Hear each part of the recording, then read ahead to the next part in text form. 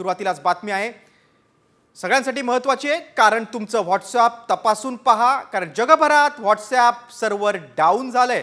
तर message video share होत नाहीये, स्टेटस देखील अपलोड होत नसल्यानं युजर्स हैराण झालेत.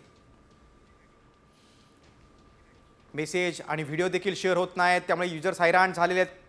तांत्रिक अडचणीमुळे व्हॉट्सअप सर्व्हर डाऊन झालेलं आहे. मेसेज पाठवताना अडचणी येत आहेत. मात्र त्यामुळे समाज माध्यमांवर एकच चर्चा सुरू झालेली आहे. काही युजर्सनी तर मीम्स देखील तयार केलेले आहेत. स्टेटस देखील अपलोड होत नसल्यानं युजर्स हैराण झालेले आहेत.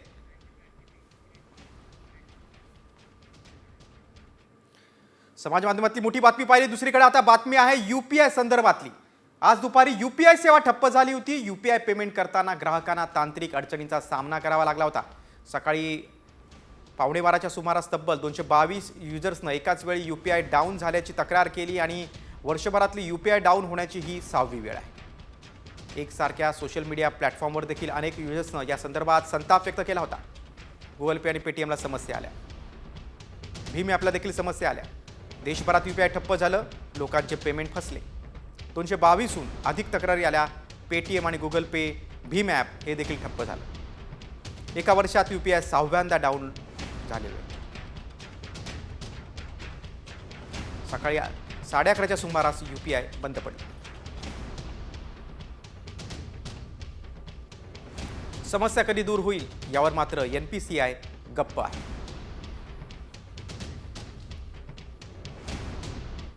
आणि पुढची बातमी आता ईव्हीएम संदर्भात. ईव्हीएम खरंच हॅक होऊ शकतं का, असं आम्ही विचारण्याचं कारण म्हणजे अमेरिकेच्या नॅशनल इंटेलिजन्सच्या संचालिका तुलसी गबार्ड यांनी ईव्हीएम मशीन हॅक करून निवडणुकीचा निकाल फिरवता येऊ शकतो असा दावा केला. त्यानंतर ईव्हीएम संदर्भात पुन्हा एकदा मोठा संभ्रम निर्माण झाला.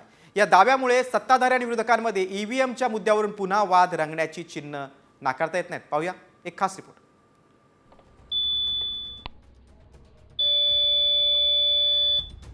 लोकसभा, विधानसभा निवडणुका असोत वा अगदी पालिकेच्या निवडणुका असोत, निकालानंतर देशात गल्लीपासून दिल्लीपर्यंत ईव्हीएम घोटाळ्याचा आरोप राजकीय पक्षांकडून होतोच. मात्र अशातच ईव्हीएम हॅक करता येतं आणि निवडणुकीचा निकालही फिरवता येतो याचे पुरावे हाती लागलेत, असा खळबळजनक दावा अमेरिकेच्या गुप्तचर विभागाच्या प्रमुख तुलसी गबार्ड यांनी केलाय. त्यामुळे भारतात काँग्रेससह विरोधकांच्या आरोपांना पुन्हा धार चढली आहे. अमेरिकेतच नाही तर इतर अनेक युरोपियन आणि जगभरामधल्या अनेक देशांमध्ये जे प्रगत देश आहे त्या देशांमध्ये देखील ईव्हीएमच्या संदर्भामध्ये गंभीर स्वरूपाचे काही संशय आणि काही तथ्य हे त्यांच्या हाती लागलेले आहेत. मात्र निवडणूक आयोग अजिबात कुठल्याच विषयावर बोलत नाही. किंबहुना असे मुद्दे आल्यानंतर किंवा काँग्रेसच्या वतीनं जो अनुभव आहे गतकाळातला की ईव्हीएम असेल, मतदार याद्या असेल, या संदर्भामध्ये आमचं शिष्टमंडळ वारंवार निवडणूक आयोगाला भेटतं आहे. मात्र निवडणूक आयोगाला भेट झाल्यानंतर आमच्या निवेदनावर, आम्ही घेतलेल्या हरकतीवर निवडणूक आयोगाचे जे कमिशनर आहेत ते न बोलता केंद्रीय गृहमंत्री आणि महाराष्ट्राचेच मुख्यमंत्री जे आहेत तेच उत्तर देतात. ईव्हीएमवर टेस्लाचे प्रमुख एलन मस्क यांनीही आक्षेप घेतला होता. तर गबार्ड यांनीही मतदारांना निवडणुकीच्या पारदर्शकतेवर विश्वास ठेवण्यासाठी संपूर्ण अमेरिकेत बॅलेट पेपरवर निवडणुका घेण्याची मागणी केली. त्यामुळे भारतातील ईव्हीएमवर शंका उपस्थित केली जाते. यावरच आता निवडणूक आयोगानंही स्पष्टीकरण दिलंय.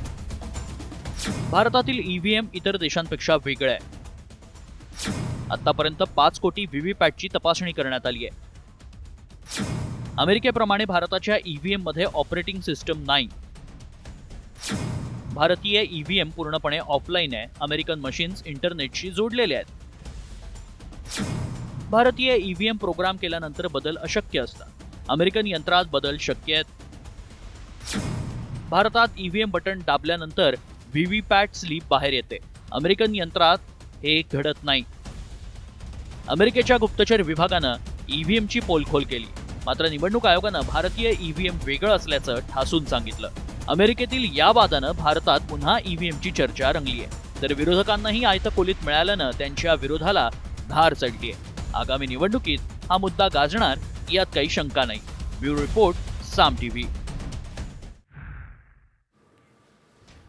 एकनाथ शिंदेंची अर्थखात्याबाबत नाराजी असल्याची सूत्रांची माहिती आहे. बघा, मोठी राजकीय बातमी आहे. केंद्रीय गृहमंत्री अमित शहांकडे अर्थखात्याबाबत तक्रार केल्याची देखील माहिती आहे. आमच्या फायलींना लवकर मंजुरी मिळत नाही अशी कैफियत देखील एकनाथ शिंदेंनी अमित शहांकडे मांडलेली आहे.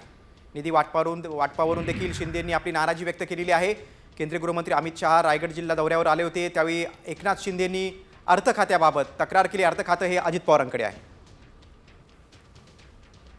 बघा, महायुतीत निधी वाटप समान व्हावं अशी देखील शिंदे गटाची मागणी आहे. शिवसेनेच्या फाईल वेटिंगवर असतात अशी तक्रार एकनाथ शिंदेंनी केल्याची माहिती आहे. आमच्या फायलींना लवकर मंजुरी मिळत नाही अशी देखील तक्रार एकनाथ शिंदेंनी शहांकडे केलेली आहे.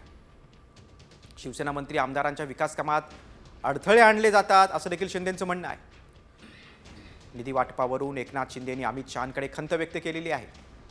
आता भाजपचे श्रेष्ठी यावर काय निर्णय घेतात ते बघणं महत्त्वाचं आहे. सर्वात महत्त्वाचं म्हणजे रायगड आणि नाशिक या जिल्ह्यांच्या पालकमंत्रीपदाचा वाद जो आहे तो देखील सोडवा अशी विनंती त्यांनी केली. दादा, अर्थ खात्याच्या फायली क्लिअर होत नाहीत असं आज तक्रार जी आहे ती उपमुख्यमंत्री एकनाथ शिंदे साहेबांनी अमित शहा यांच्याकडे केली असं माहिती समोर येते. मला अमित शहा साहेब असं काही बोललेले नाहीत.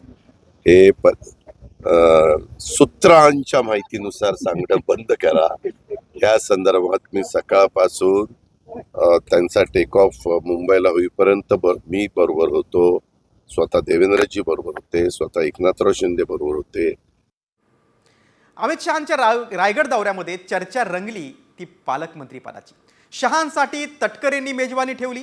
यावेळी नेमकी काय चर्चा झाली आणि पालकमंत्री पदाचा तिढा सुटलाय का, पाहूयात या स्पेशल रिपोर्टमधून. रायगडच्या पालकमंत्री पदाचा तिढा सुटणार?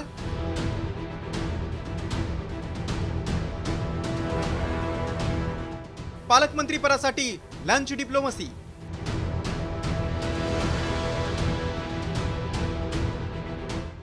तटकरेंच्या स्नेहभोजनाकडे गोगावलेंची पाठ.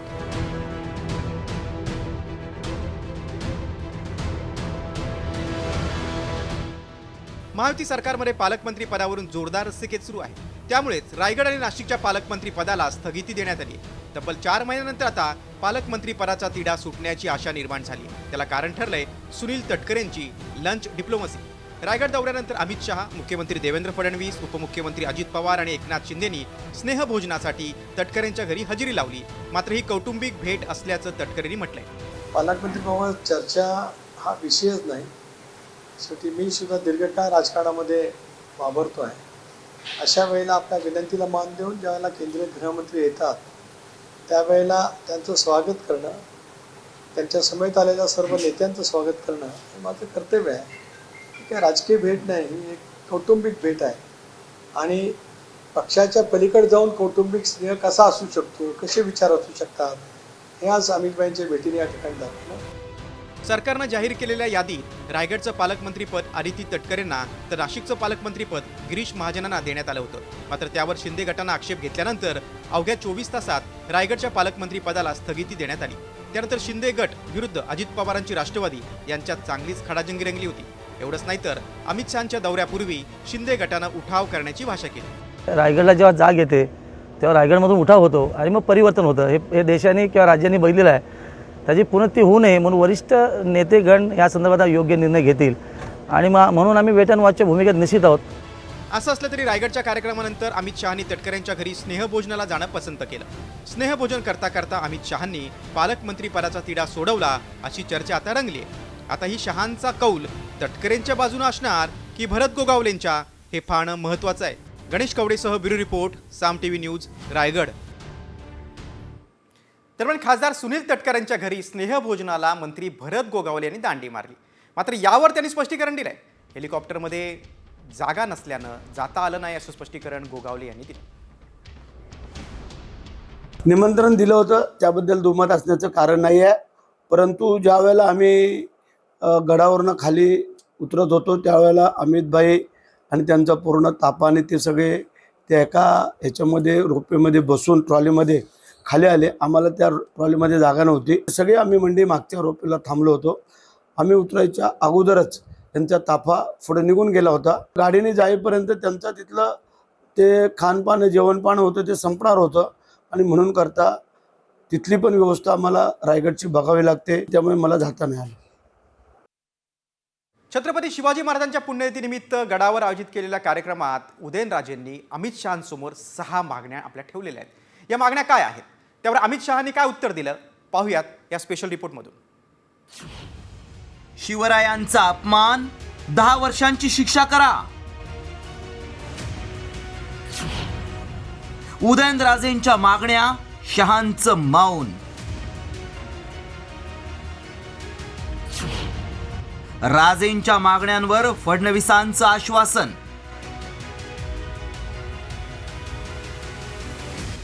निमित्त छत्रपती शिवाजी महाराजांच्या 345व्या पुण्यतिथीचा कार्यक्रम. या कार्यक्रमासाठी आलेल्या अमित शहांसमोरच छत्रपती शिवरायांचा अवमान करणाऱ्यांना 10 वर्षांच्या शिक्षेची तरतूद करण्याची मागणी उदयनराजेंनी केली आहे. ज्या छत्रपती शिवाजी महाराजांनी स्वतःचं आयुष्यातला प्रत्येक क्षण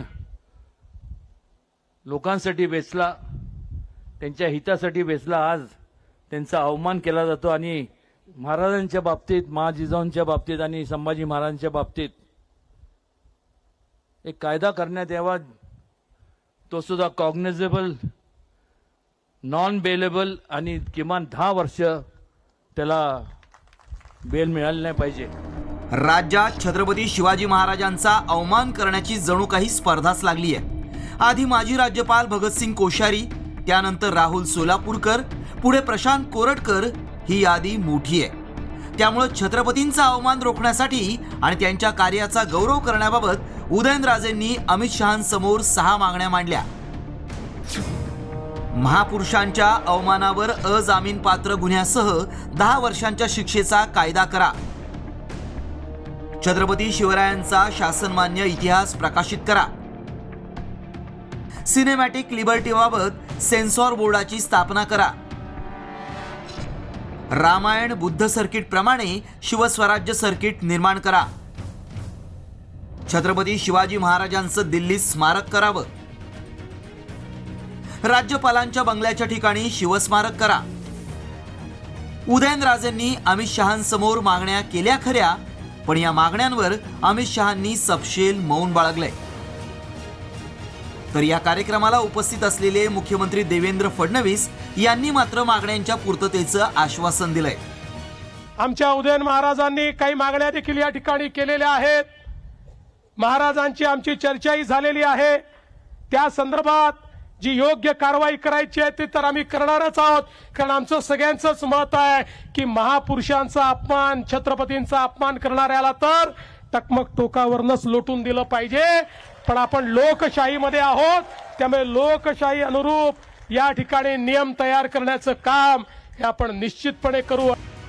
उदयनराजेंनी याआधीही छत्रपती शिवरायांचा अवमान करणाऱ्यांविरोधात कायदा करण्याची मागणी केली होती. उदयनराजेंनी त्याच मागणीचा रायगडावरून पुनरुच्चार केला. मात्र शहांनी मौन बाळगल्यामुळं उदयनराजेंच्या मागण्या केंद्रीय पातळीवर मान्य केल्या जाणार की त्याकडेही दुर्लक्ष केलं जाणार, याकडे लक्ष लागलंय. सचिन कदमसह ब्युरो रिपोर्ट, साम टीव्ही न्यूज, रायगड. तर दुसरीकडे आमदार अमोल मिटकरींनी यावरून आता सरकारकडे मागणी केलेली की पहिला कडेलोट हा कोरटकर आणि राहुल सोलापूरकरचा करा. हीच शिवरायांना खरी आदरांजली ठरेल असं मिटकरींनी म्हटलंय. वा काय ट्विट केलं आहे मिटकरींनी या संदर्भात. शिवरायांचा अवमान करणाऱ्यांचा टकमक टोकावरून कडेलोट करावा असं माझ्या सरकारचा विचार असेल तर पहिला हरामी प्रशांत कोरटकर आणि दुसरा हरामी राहुल सोलापूरकर पासून कडेलोटास सुरुवात करणे ही शिवरायांना खरी आदरांजली. किल्ले रायगडावरील अमित शहांच्या कार्यक्रमाच्या पत्रिकेमध्ये एकनाथ शिंदे आणि अजित पवारांचं भाषण नव्हतंच, कारण त्याचा उल्लेख देखील नव्हता. मात्र अगदी शेवटच्या क्षणी एकनाथ शिंदेंच्या भाषणाचा निर्णय झाल्याचं समोर आलंय. भाषणासाठी नाव जाहीर केल्यानंतर मुख्यमंत्री देवेंद्र फडणवीसांनी एकनाथ शिंदेंच्या नावाचा आग्रह धरला. त्यानंतर शिंदेंना भाषणाची संधी देण्यात आली. एकनाथ शिंदेंची नाराजी नको म्हणून मुख्यमंत्र्यांनी आग्रह धरल्याची चर्चा. शिंदेचं भाषण झालं असलं तरी अजित पवारांना मात्र संधी मिळालीच नाही.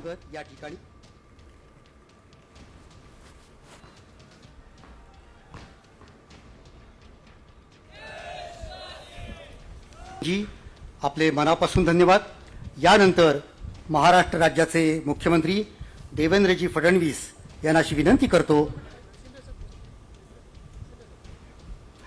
माननीय उपमुख्यमंत्री एकनाथजी शिंदे यांना अशी विनंती आहे की आपण आपलं मनोगत या ठिकाणी.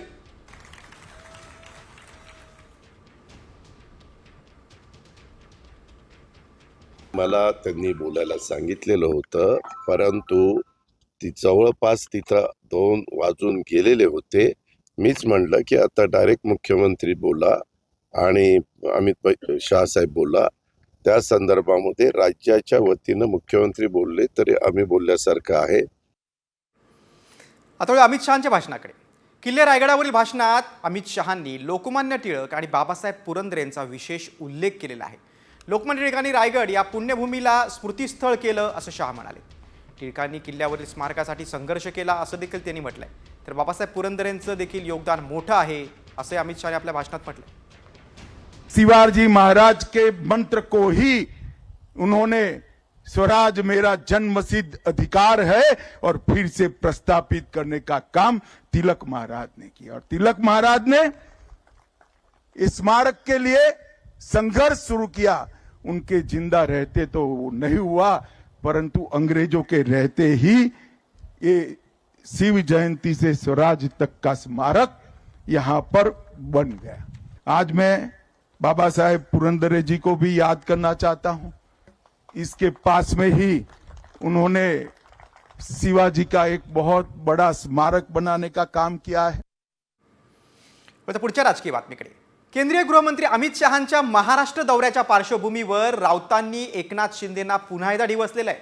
राऊतांनी नेमकं काय ट्विट केलंय आणि त्याला शिंदे गटानं नेमकं काय उत्तर दिलेलं आहे पाहूयात या स्पेशल रिपोर्टमधून.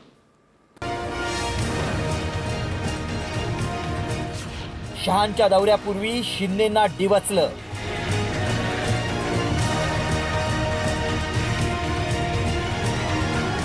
हा फोटो पहा. खाटकाच्या लाकडी ठोकळ्यावर हा बकरा उभा आहे आणि हाच फोटो संजय राऊतांनी ट्विट करत खबर पता चली क्या असं म्हणत उपमुख्यमंत्री एकनाथ शिंदेंना डिवचलंय. केंद्रीय गृहमंत्री अमित शहा महाराष्ट्र दौऱ्यावर आहेत. या दौऱ्यात रायगडच्या पालकमंत्री पदाचा तिढा सुटण्याची शक्यता आहे. त्या पार्श्वभूमीवर राऊतांनी हे ट्विट करून खळबळ उडून दिली आहे. तर शिंदे गटानंही राऊतांचा समाचार घेतलाय. महाराष्ट्रातला एक बकरा आहे आणि तो बकरा खडकाच्या लाकडावर उभा आहे. ते कापतात ना, ते आपण पाहिलं असेल कधी मार्केटला गेला असाल तर किंवा गावाला गेला असाल तर लाकडावरती खडकाच्या त्या बकऱ्याला आता उभं केलेलं आहे आणि बकऱ्याला सांगितलेलं आहे फार शहाणपणे केलं असतं मान उडवून गप्प उभं राहायचं आणि बेबे करत राहायचं. असं 2 दिवसापूर्वी त्या बकऱ्याच्या कानात दिल्लीत कोणीतरी सांगितलेलं आहे. आता बाद झालं, तुमचं खूप ऐकलं. तुम्हाला कळलं पाहिजे काय एसएनसी गट आहे तो. तुम्हाला युबीटी माहिती आहे ना, ते बरोबर तुम्हाला माहित असतं. हा, आणि तुम्हाला एसएनसी माहित नाही. अभ्यास करा जरा. मूर्खासारखं जगातल्या कुठल्याही विषयावरती मूर्खासारखं बरडायचं एकमेव काम संजय राऊत यांना आता राहिलेलं आहे. लोकांनी त्यांच्या थोबाडात उत्कृष्ट प्रकारे हाणलेली आहे. सोनिया गांधी, राहुल गांधी यांचं ओझी वाहणारं, त्यांच्या विचारांचं ओझी वाहणारं गाढव हे महाराष्ट्रातील जनतेसमोर आलेलं आहे. गाढव हे गाढव असतं आणि उभाटाची परिस्थिती त्यांनी गाढवासारखी केलेली आहे. राज्यात महायुतीचं सरकार स्थापन झाल्यापासून कुरघोडीचं राजकारण सुरू असल्याची चर्चा आहे. त्यातच निधी वाटप, रायगड आणि नाशिकच्या पालकमंत्री पदाचा वाद सर्वश्रुत आहे. त्यामुळे भाजप विरुद्ध शिंदेगट संघर्ष रंगल्याचं म्हटलं जात आहे. मात्र हे सुरू असतानाच राऊतांनी दिल्लीतील चर्चांचा हवाला देत ट्विट केलंय. मात्र याआधीही अनेकदा राऊतांनी शिंदे गटाला कसं डिवचलंय ते देखील पाहूयात. 2022 मध्ये एकनाथ शिंदेंचा गद्दार आणि विश्वासघातकी असा उल्लेख करण्यात आला. डिसेंबर 2024 शिंदेंचा काळ संपला. भाजपनं त्यांना वापरून फेकून दिल्याचा टोला लगावला. फेब्रुवारी 2025 शिंदेंची गरज संपली असा टोला राऊतांनी लगावला. एप्रिल 2025 शिंदेंचा यूज अँड थ्रो आणि एसन्शी असा उल्लेख केला. शिवसेनेच्या फुटीनंतर संजय राऊत एकनाथ शिंदेंना खोचक टोले लगावतायत. त्यातच राऊतांनी दिल्लीतल्या चर्चांचा हवाला देत शिंदेंना डिवचलाय. तर रायगडच्या पालकमंत्री पदाचा तिढा कायम असताना शहांसाठी तटकरेंच्या घरी मेजवानीचं आयोजन करण्यात आलंय. त्यामुळे तटकरेंच्या घरची लंच डिप्लोमसी म्हणजे शिंदेंना इशारा आहे का असा सवाल राऊतांच्या ट्विटमधून उपस्थित होतोय. ब्युरो रिपोर्ट, साम टीव्ही न्यूज.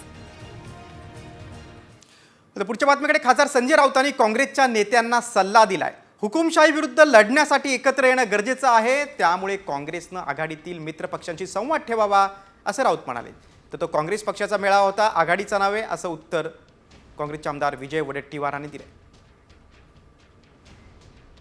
आम्ही सगळे काँग्रेसबरोबर जे बांधील आहोत ते एक इंडिया आघाडी गट म्हणून बांधील आहोत, एक ग्रुप म्हणून बांधील आहोत. आणि जर हुकुमशाहीशी लढायचं असेल तर काँग्रेसनं त्याचा पुढाकार घेतला पाहिजे आणि सगळे जे सदस्य आहेत इंडिया आघाडीचे त्यांच्याशी वारंवार संवाद ठेवला पाहिजे, जो संवाद आज कमी झालेला आहे. ठीक आहे, तो एक विषय आहेच, त्याच्यावरती आम्ही वारंवार बोललेलो आहोत आणि त्या संदर्भात आगामी सगळ्या राजकीय घडामोडीत आम्ही एकत्र बसून चर्चा करू. तो पक्षाचा कार्यक्रम होता, तो काही महाविकास आघाडीचा कार्यक्रम होता, आमच्या पक्षाचा मेळावा होता आणि त्या पक्षाच्या मेळाव्यामध्ये पक्षाचीच निर्णय होणार.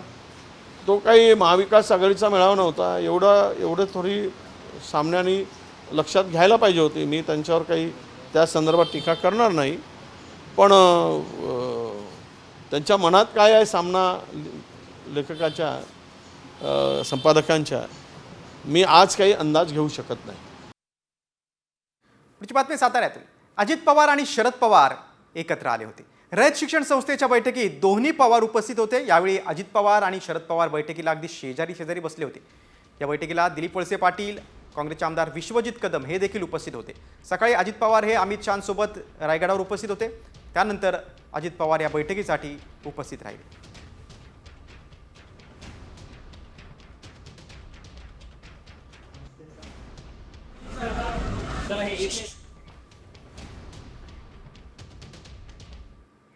आता पुढच्या बातमीकडे. नारायण राणेंनी उद्धव ठाकरेंवर केलेल्या टीकेला आता वैभव नाईकांनी जोरदार प्रत्युत्तर दिलेले आहे.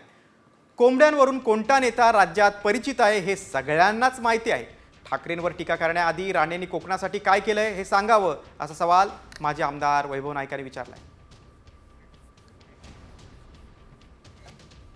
कोकणात येणार आहे ना खालून वरपर्यंत काम करायला. ते 2.5 वर्ष मुख्यमंत्री असताना मिळालेल्या पैशाची जरा आकडेवारी मागवा, नाही तर मी तुम्हाला देईन. किती पैसे सिंधुदुर्गाला दिले मग कळेल काय कोकणाला अधिकार आहे बोलायचा आणि यायचा. मी सगळ्या हॉटेलवाल्यांना सांगितलं कोंबडी वडे आणि मासे बंद, ज्याशी येईल त्या दिवशी. दुसरं काय करत नाही, तेवढंच खायला येतो. कोंबड्यांबद्दल या राज्यामध्ये कोण नेता परिचित आहे हे सगळ्यांना माहिती आहे. आम्ही त्याबद्दल जास्त काही बोलणार नाही, परंतु उद्धवजी येतील तेव्हा उद्धवजींचं स्वागत आम्ही त्याच ताकदीने आम्ही करू. उद्धवजींना मुख्यमंत्री म्हणून थोडका कालावधी मिळाला आणि त्या थोडक्या कालावधीमध्ये अनेक कामं करण्याचं काम उद्धवजींनी केलं आहे.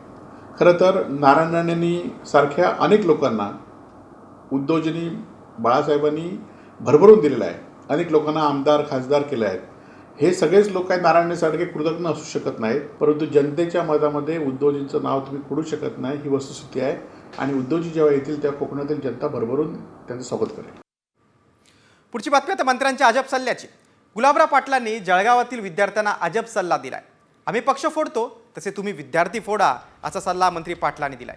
यावरून वाद झाल्यानंतर मात्र आपल्या विधानाची पाटलांनी सारवासारव केलेली आहे. जी जिल्हा परिषदची शाळा जळगाव ग्रामीण मतदारसंघाची जास्तीत जास्त विद्यार्थी फोडून आणि पक्ष फोडी, त्याला आमदार फंडातून त्या शाळेला मी 10 लाख रुपये दिले. पोरं फोडा.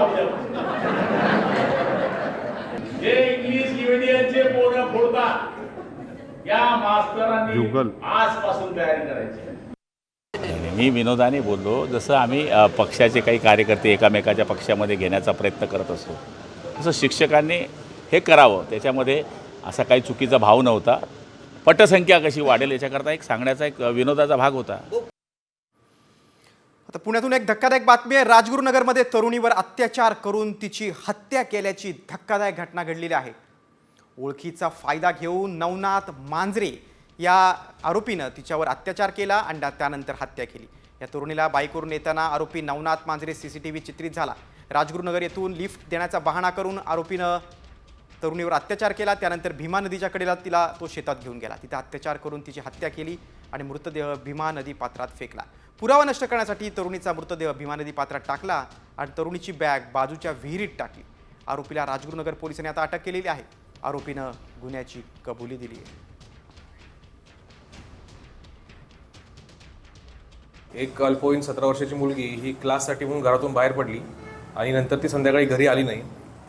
यावरून तिच्या पालकांनी तो एक गुन्हा दाखल केला होता. त्यावरून खेड पोस्ट येथे अपहरणाचा गुन्हा दाखल झालेला होता. त्याच्यामध्ये खेड पोस्टेतर्फे तपास चालू होता. त्या तपासामध्ये आज अशी माहिती समजली की त्या खेडच्या बाजूला भीमा नदी आहे, त्या नदी पात्रामध्ये त्या मुलीचा मृतदेह मिळून आला. पुढे चौकशी केली असता यावरून मग आपण आता खुनाचा गुन्हा दाखल केलेला आहे. कालच्या गुन्ह्यामध्ये खुनाचा कलम वाढवण्यात आलेला आहे आणि यामध्ये एक संशयित आरोपी देखील अटक करण्यात आलेला आहे. आणि याच बातमी संदर्भात आपण अधिक माहिती घेऊया आमचे प्रतिनिधी रोहिदास गाडगे यांच्याकडून. रोहिदास, त्या नराधमाला अखेर अटक झालेली आहे, अधिक काय माहिती? खरं तर तरुणी असतील, महिला असतील, या सुरक्षित आहेत का असा प्रश्न या घटनेतून पुन्हा एकदा समोर येतोय. ओळखीचा फायदा घेऊन या नराधमाने या मुलीला भीमा नदीच्या जवळ निर्जनस्थळी नेऊन तिच्यावरती अत्याचार केला आणि अत्याचार केल्यानंतर पुरावे नष्ट करण्यासाठी पीडित तरुणीचा मृतदेह हा भीमा नदी पात्रात टाकण्यात आला. तिच्या जवळच्या ज्या वस्तू आहेत या सापडू नये यासाठी त्याही विहिरीत टाकण्यात आल्या. दरम्यान अत्याचार करत असताना पीडित तरुणीच्या तोंडावरती, डोक्यावरती निर्गुणपणे वारही करण्यात आले. अशा पद्धतीच्या निर्गुण पद्धतीने पीडित मुलीवर नक्कीच रोहिदास, या नराधमाला अटक झाली. त्याच्या चौकशीत आता काय माहिती समोर येते? नक्की हत्येचं मूळ कारण काय आहे ते सगळे आता माहिती समोर येणं खूप महत्त्वाचं आहे. तुम्ही सविस्तर माहिती दिली त्याबद्दल धन्यवाद. आता पुढच्या बातमीकडे. राजू शेट्टी यांनी कृषी मंत्री माणिकराव कोकाटेंवर जोरदार टीका केलेली आहे. बेताल वक्तव्य करणाऱ्या कोकाटेंना मंत्रिमंडळातून काढून टाका अशी मागणी माजी खासदार राजू शेट्टींनी केलेली आहे. उपमुख्यमंत्री अजित पवारांनी समज दिल्यानंतर देखील कोकाटेंचे बेताल वक्तव्य थांबलेले नाहीत. माणिकराव कोकाट्यासारख्या बोलभांड आणि बेताल वक्तव्य करणाऱ्या मंत्र्याला खरं तर आता मंत्रिमंडळात ठेवूच नाही. स्वतःला जमत नाही, केंद्राला जाब विचारायची हिंमत नाही आणि जो दुबळा शेतकरी आहे, आधीच अडचणीचा आहे, त्या शेतकऱ्याला शार्पणा शिकवण्यापेक्षा माणिकरावांना आता मंत्रिमंडळातनं काढून टाकावं. पुढची बातमी आता परळीतून. मंत्रिपद गेल्यानंतर माजी मंत्री धनंजय मुंडेंनी बीड जिल्ह्यातल्या परळीमध्ये जनता दरबार भरवलेला आहे. परळीतील जगमित्र कार्यालयात त्यांनी नागरिकांशी संवाद साधला. परळी विधानसभा मतदारसंघातील नागरिक, कार्यकर्ते, पदाधिकारी यांच्या समस्यांबाबत चर्चा करून त्यांचं निराकरण केलं जातं.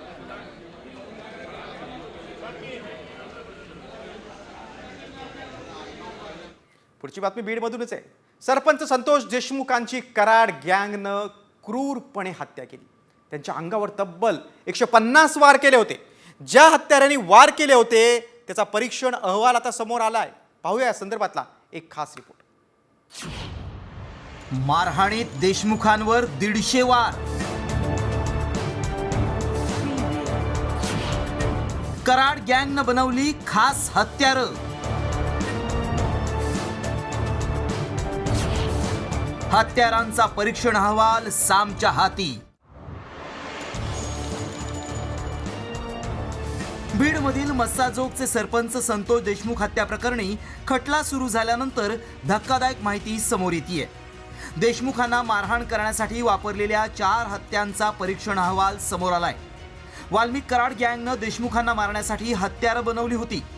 यामध्ये गॅस पाईप, पाईपचा चाबूक, बांबूची काठी, लोखंडी पाईपचा समावेश आहे. या हत्यारांनी क्रूरपणे केलेल्या मारहाणीत त्यांचा मृत्यू झाला. हत्या प्रकरणात हा अहवाल महत्त्वाचा ठरणार आहे. या हत्यारानं एखाद्याला मारहाण झाली तर त्याचा मृत्यू होऊ शकतो असंही त्यात स्पष्टपणे म्हटलंय. याच हत्यारांनी 150हून अधिक वार संतोष देशमुखांवर करण्यात आले होते.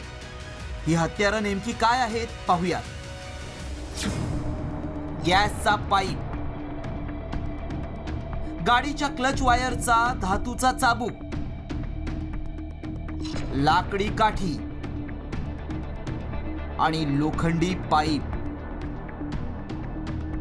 हैवानालाही लाजवेल अशा अमानुषपणे सरपंच संतोष देशमुखांची हत्या करण्यात आली. सलग 2.5 तास मारहाण करण्यात आली. इतकंच नाही तर संतोष देशमुखांना उघडं करून मारल्याची कबुली आरोपी सुदर्शन घुलेनं दिली आहे. साक्षीदारांचा जबाब आणि हत्यारांचा परीक्षण अहवाल कराड गँगच्या आरोपींना कठोर शिक्षा होण्यासाठी पूरक ठरणार आहे. रिपोर्ट साम टीव्ही न्यूज. पुढची बातमी देखील बीड जिल्ह्यातूनच आहे. राष्ट्रवादीचे आमदार संदीप क्षीरसागर यांनी बीड नगर परिषदेमधील लेखापालाला धमकी दिलेली आहे. गणेश तुळशीराम पगारे यांनी पोलीस अधीक्षकांकडे पत्राद्वारे याबाबत तक्रार केलेली आहे. मला शिवीगाळ करत फोनवरून धमकी दिल्याचा आरोप पगारे यांनी केलाय. तसंच माझ्या कुटुंबावर हल्ला होऊ शकतो असा दावा देखील त्यांनी केलाय.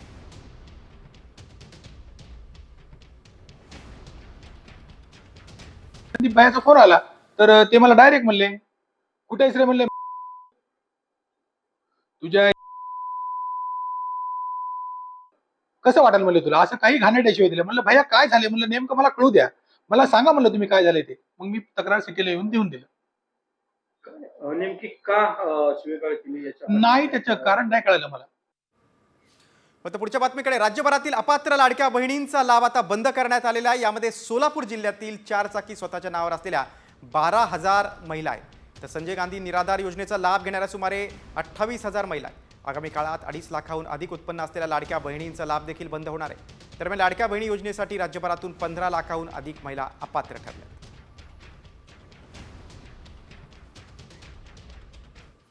आणि आता शिक्षण विभागात खळबळ उडवून देणारी बातमी आहे. नागपूर जिल्ह्यातील बनावट शिक्षक नियुक्ती प्रकरणात पोलिसांनी मोठी कारवाई केलेली आहे. विभागीय शिक्षण उपसंचालक उल्हास नरड यांना गडचिरोलीमध्ये अटक करण्यात आली आहे. त्यांच्यावर बोगस कागदपत्रांच्या आधारावर मुख्याध्यापक पदाला मंजुरी दिल्याचा आरोप आहे. या प्रकरणात मुख्याध्यापक पराग पुडके याला देखील ताब्यात घेण्यात आले. पराग पुडकेला शिक्षक पदाचा अनुभव नसताना देखील बनावट कागदपत्रांच्या आधारे उपसंचालक उल्हास नरड यांनी सरळ मुख्याध्यापक बनवलं होतं. यामध्ये मोठा आर्थिक व्यवहार झाल्याचाही आरोप आहे. तब्बल 100 ते 200 कोटींचा घोटाळा असल्याचं बोललं जात आहे. या प्रकरणात वेतन पथक अधीक्षक निलेश वाघमार यांनाही निलंबित करण्यात आलंय. ज्या शाळेने त्या अनुषंगाने प्रस्ताव गेलेला होता त्या शाळेने सुद्धा त्याच वेळेस त्यांना कळवलेलं होतं. डेप्युटी डायरेक्टरना त्यासंबंधी पत्रव्यवहार केलेला होता. हे कागदपत्र बोगस आहेत आणि त्या ठिकाणी आपल्याला त्यांच्यावरती कारवाई करावी लागेल. हे त्या ठिकाणी रेकॉर्डवर असताना सुद्धा डेप्युटी डायरेक्टर यांनी त्यांना ते जे काय शालार्थ ID इश्यू केलेले आहे त्याच्या अनुषंगाने आपण त्या ठिकाणी जे तत्काळ डेप्युटी डायरेक्टर नरड आणि जो मुख्याध्यापक आहे पुंडगे यांना आपण रात्री या ठिकाणी अटक केलेलं आहे. आता पुढच्या बातमीकडे. मैत्रिणीला चक्क सुटकेसमध्ये लपून पठ्ठ्या बॉईज हॉस्टेलला पोहोचला. मात्र ती ओरडली आणि त्याचं सगळं पितळ उघडं पडलं. झालं असं की सुटकेसमध्ये गर्लफ्रेंडला नेत असताना धक्का लागल्यानं ती ओरडली. दरम्यान मुलीचा आवाज ऐकून सुरक्षा रक्षकांनी तरुणाला अडवलं. त्यानंतर सुटकेसची तपासणी केली. सुटकेस उघडल्यानंतर सर्वांनाच धक्का बसला, कारण त्यात एक मुलगी होती. हा व्हिडिओ जिंदाल युनिव्हर्सिटीतला असल्याचा दावा केला जातोय.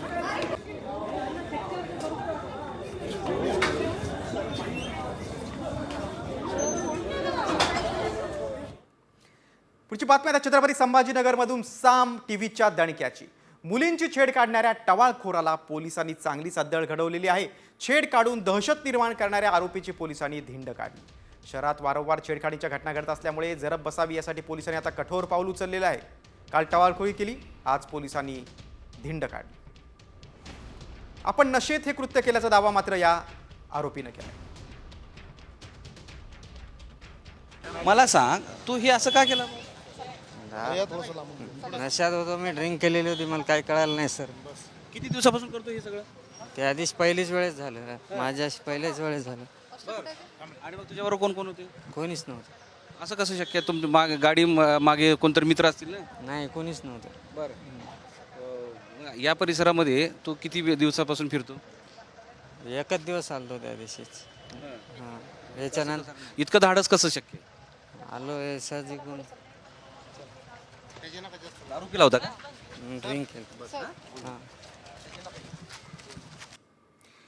पुढची बातमी आता पुणे जिल्ह्यातून आणि बातमी आहे तळपायाची आग मस्तकात जाणारी. सिंहगडावर मराठी किंवा भारतीय भाषा समजत नसलेल्या परदेशी पर्यटकाला महाराष्ट्रातीलच काही तरुण हे चक्क शिवीगाळ करायला लावत होते. त्याचा व्हिडिओ समोर आलेला आहे. महाराष्ट्राच्या अस्मितेला कलंक लावण्याचं काम या माथेफिरू तरुणांनी केलेलं आहे. त्यांच्याविषयी आता संताप व्यक्त होतोय. हा पर्यटक न्यूझीलंडहून पुण्यातील सिंहगड किल्ला बघायला आला होता. तिथं तरुणांच्या टोळक्यानं या पर्यटकाला काही अश्लील मराठी शब्द सांगून ते बोलायला लावले. सुरुवातीला या मुलांच्या सांगण्यावरून त्यानं ते नकळत शिवीगाळ केली. मात्र आपण काहीतरी चुकीचं बोलतोय याची जाणीव त्या पर्यटकाला झाली असावी. दरम्यान या प्रकरणी आता गुन्हा दाखल करण्यात आला.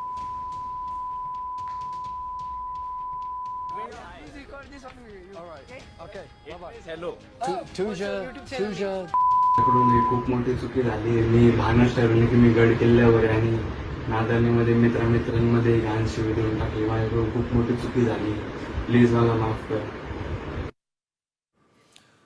पुढची बातमी आता महत्त्वाची आहे, कारण सगळ्यांसाठीच सावधान, तुम्ही प्लॅस्टिकची साखर खाताय का? हो, तुम्ही अगदी बरोबर ऐकलं असेल, कारण असा प्रश्न आम्ही यासाठी विचारतोय कारण मनसेनं एका प्लॅस्टिकपासून साखर बनवणाऱ्या कारखान्यावर धाड टाकली. दुर्गंधयुक्त केमिकल आणि प्लॅस्टिकचा वापर करून या ठिकाणी साखर बनवली जात होती. या दुर्गंधीमुळे आजूबाजूला राहणाऱ्या गावकऱ्यांनी मनसेच्या कार्यकर्त्यांकडे तक्रार केली होती. त्यानंतर या कार्यकर्त्यांनी टाकलेल्या धाडीनंतर हा कारखाना आता बंद करण्यात आलेला आहे. सरकार यावर आता काय कडक कारवाई करणार याकडे सगळ्यांचं लक्ष लागलेलं आहे.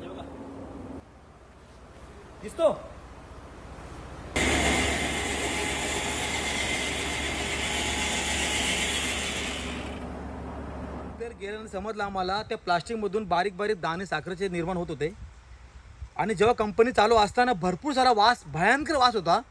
येणाऱ्या जाणाऱ्या शाळेतल्या मुलांना, तिथल्या रहिवाशांना, तिथल्या गावकऱ्यांना हा त्रास होता. तर आम्ही बघितला तर ह्या कंपनीपासून, गावापासून कंपनी कमीत कमी 5 किलोमीटर पाहिजे, तर गावाला लागूनच कंपनी आहे. त्याच्यामुळे हा त्रास निर्माण होतोय. आणि मला एकच बोलायचं आहे, कुठलीही कंपनी असून ते केमिकल ती गावापासून 5 किलोमीटर लांब पाहिजे. नसेल तर तिच्यावर ॲक्शन घ्या, तिला बंद करा, तिच्यावर कारवाई करा. पुढच्या बातमीकडे. पुण्यातला कुख्यात गुंड निलेश घायवळवर हल्ला झाल्याची बातमी आहे. कुस्तीच्या फडात निलेश घायवळवर हल्ला करण्यात आला. घायवळ हा भूम तालुक्यातील आंध्रुड गावात एका यात्रेसाठी उपस्थित होता. तेव्हा कुस्तीच्या मैदानात तो राऊंड मारताना दिसतोय. त्याच्या स्वागतासाठी देखील हलगी देखील वाजवली जात होती आणि मात्र त्याचवेळी एका पैलवानानंच त्याच्यावर हल्ला केला. या घटनेनंतर घटनास्थळी एकच गोंधळ उडाला. घायवळवर हल्ला केल्याचा हा व्हिडिओ आता सोशल मीडियावर व्हायरल होतोय. या कुस्ती स्पर्धेचं आयोजन देखील निलेश घायवळनंच केलं होतं.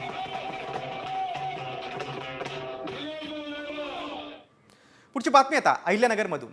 आमदारांसमोरच हनुमान रथ मिरवणुकीमध्ये राडा झाला. संगमनेर शहरामध्ये हा सगळा प्रकार घडला आहे. यावेळी आयोजक आणि ढोल वादक भिडलेत. हनुमान रथासमोर ढोल वादनावरून हा वाद झाला. आमदार अमोल खताळ आणि पोलिसांसमोरच हा सगळा राडा झाला. मिरवणुकीत काही काळ तणाव निर्माण झाला होता. पोलिसांनी हस्तक्षेप करत वाद मिटवला. त्यानंतर पुन्हा पोलीस बंदोबस्तात पारंपरिक पद्धतीने रथ मिरवणूक पार पडली.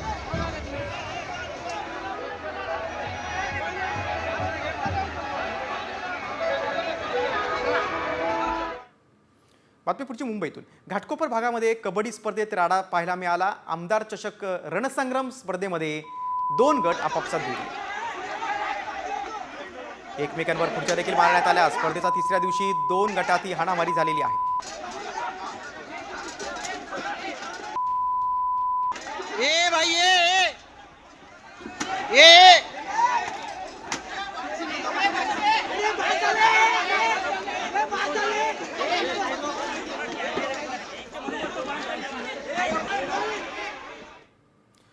पुढची बातमी आता अमित ठाकरेंनी सरकारकडे केलेल्या मागण्याची.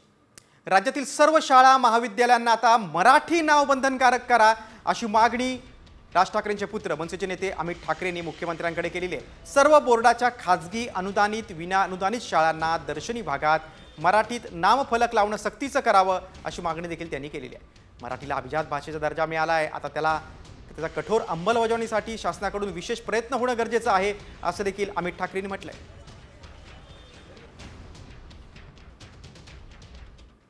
दरम्यान मनसेच्या आंदोलनानंतर आता युको बँकेचा मोठा निर्णय आहे की युको बँकेनं आता मराठी बोलणाऱ्याला नोकरीची संधी मिळणार आहे. युको बँकेनं त्या संदर्भातील जाहिरात देखील प्रसिद्ध केलेली आहे. मनसेचे मुंबई अध्यक्ष संदीप देशपांडेने याबाबतचं ट्विट केलेलं आहे.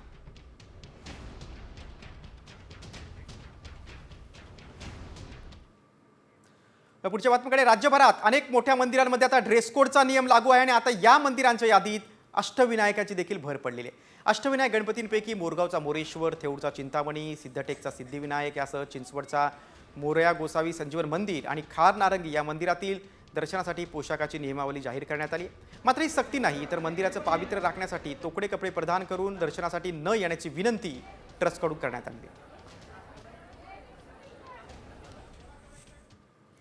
पुढची बातमी आता मुंबईतून. मुंबईकरांवर पाणीबाणीची वेळ आली आहे, कारण टँकर संपावर दुसऱ्या दिवशी देखील काही तोडगा निघालेला नाही. मुंबई वॉटर टँकर संघटनेच्या बेमुदत संपाचा फटका आता महानगरातील अनेक गृहनिर्माण सोसायटी, कार्यालय आणि शॉपिंग मॉल्सना बसलाय. 15 जून तक रिलीफ दिया है. 15 जून के बाद तो बारिश आएगा तो फिर पूछेगा कोई नहीं. हमको ठोस परिणाम चाहिए, हमको ठोस परिणाम चाहिए। हम भी चाहते हैं कि चालू करें। ये लागू हुआ कानून हिंदुस्तान के लिए, मगर बॉम्बे में ही क्यों, इसको बॉम्बे में क्यों लागू कर। मैंने ये सवाल चंद्रकांत पाटिल जी से, मिनिस्टर से पूछा कि बॉम्बे में क्यों लागू हो रहा है, ये तो गलत है। ना गुजरात में है, ना न्यू बॉम्बे में है, ना थाना में है, ना हिंदुस्तान में। कौन, मैं अभी गुजरात अहमदाबाद में गया, साफ गाड़ियां चालू, टैंकर। पुढची बातमी आता पाणी टंचाईची। राज्यभरात तापमानाचा पारा चांगलाच वाढला आहे, त्यामुळे बहुतांश भागात आता पाणी टंचाईच्या झळा बसू लागल्या आहेत। गाव वाड्यांना पाणी पुरवठा करणारे जलस्रोत आटू लागले, त्यामुळे टँकरची संख्या वाढू लागलेली आहे। राज्यात 14 जिल्ह्यांमध्ये टँकरद्वारे पाणी पुरवठा केला जातोय। पुणे जिल्ह्यात सर्वाधिक 65 टँकर सुरू आहेत, त्यामुळे काळजी घ्या आणि पाणीही जपून वापरा। दिवसेंदिवस पाण्याची एवढी समस्या चालू आहे, पाण्याची एवढी काटकसर करावी लागणार आहे आणि करावी लागते। आता दिवसातनं कमीत कमी 3 टँकर, दिवसातनं 3 टँकर 1200 रुपयाला एक टँकरची किंमत आहे। रोज आम्हाला 3600 रुपयाचं पाणी लागते। बघा, राज्यातल्या 14 जिल्ह्यांमध्ये एकीकडे पाणी टंचाई आहे, तर दुसरीकडे काही ठिकाणी गारपीट देखील होते। जळगाव जिल्ह्यातल्या रावेर तालुक्यात अवकाळी पाऊस झालेला आहे, काही ठिकाणी मोठ्या प्रमाणात गारपीट देखील झालेली आहे, त्यामुळे केळी बागांचं नुकसान झालं आहे। तसंच कापणीवर आलेल्या गहू आणि मका पिकाला देखील फटका बसला आहे।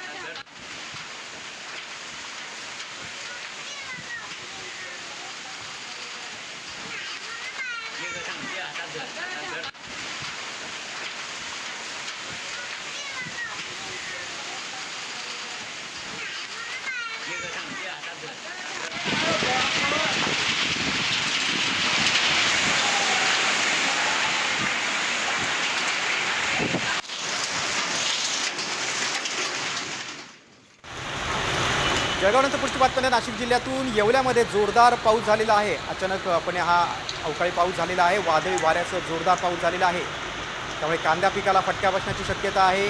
उकाड्यानं हैराण झालेल्या नागरिकांना मात्र या पावसामुळे काहीसा दिलासा मिळालेला आहे।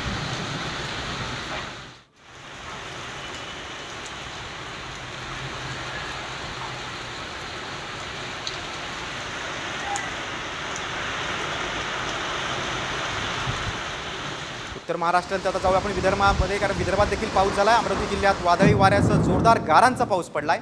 अंजनगाव सुरजी तालुक्यात त्याचं अवकाळी पावसानं जोरदार हजेरी लावली, मात्र त्यामुळे आंबा, संत्रा, केळी, लिंबू ह्या ज्या बागायतदार आहेत यांना मोठा फटका बसलेला आहे। तसंच कांद्याला देखील फटका बसला आहे, त्याचं नुकसान होण्याची भीती शेतकऱ्यांनी व्यक्त केलेली आहे। आंबा, संत्रा आणि केळीच्या बागांना मोठा फटका बसला आहे, लिंबूला देखील फटका बसल्याचं शेतकऱ्यांनी म्हटलेलं आहे।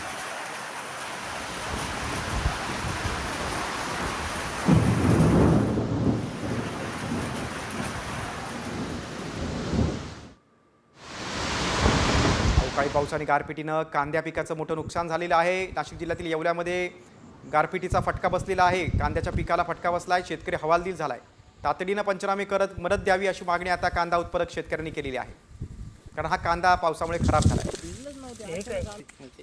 अवघड शिवाजी माधव खैरे, मी बाबुळगावचा राहणार आहे। तर माझा 1 एकर कांदा अचानक दुपारी पावसाने आल्याला भिजून गेलाय, पूर्ण मेटाकुटीस आलेलं, इकून तिकून पाणी नसताना कसा तरी पिकवला तो कांदा। एक धक्कादायक बातमी, अंगावर वीज पडल्यानं 5 विद्यार्थी गंभीर जखमी झाले, तर 3 जणांची प्रकृती गंभीर आहे। वादळी वाऱ्याचा जोरदार पाऊस सुरू होता, विजांचा देखील जोरदार कडकडाट सुरू होता, त्यामुळे काही विद्यार्थी झाडाखाली उभे होते आणि त्याच वेळी अचानक वीज त्या झाडावर पडली। अंगाचा थरकाप उडवणारी दृश्य CCTV चित्रित झालेली आहेत। ही धक्कादायक घटना उत्तर प्रदेशमधील आहे।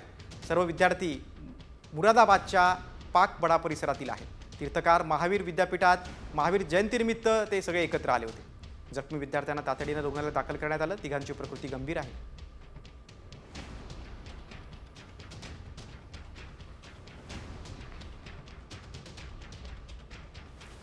त्यामुळे तुम्ही देखील अवकाळी पाऊस सुरू झाल्यानंतर झाडाखाली उभे राहू नका। पुढची बातमी आता सोन्याच्या दराची। सोन्याच्या दरानं आतापर्यंतचे सर्व रेकॉर्ड तोडलेले आहेत। सोन्याचा भाव विक्रमी 96 हजारांवर जाऊन पोहोचलाय। सोन्याच्या दरात एकाच वेळी तब्बल 6250 रुपयांनी वाढ झालेली आहे। चांदीच्या भावात देखील 2300 रुपयांची वाढ झालेली आहे, त्यामुळे चांदी प्रति किलो 95,500 रुपयांवर जाऊन पोहोचलेली। अमेरिका चीन व्यापार तणाव युद्धाचा परिणाम असल्याचं सांगितलं जातंय।